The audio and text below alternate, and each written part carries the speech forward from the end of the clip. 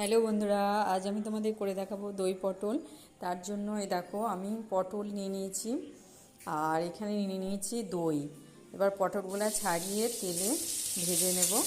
আমি এখানে গোটা গোটা পটল দিয়েছি। আর এই দেখো দিয়ে দেবো গরম মশলা, গোটা গরম মশলা, তারপরে জিরে। আর আমি ওই ভাজা তেলেই করব। আদা বাটা, জিরে বাটা, লঙ্কা গুঁড়ো, হলুদ গুঁড়ো আর অল্প একটু জিরে আর চিনি স্বাদ মতো। তারপরে একটু ভাজা ভাজা করে নিয়ে দইটা দিয়ে দেবো। তারপরে লঙ্কা গুঁড়ো, কাশ্মীরি লঙ্কা গুঁড়ো দিয়ে ভালো করে কষিয়ে নেব।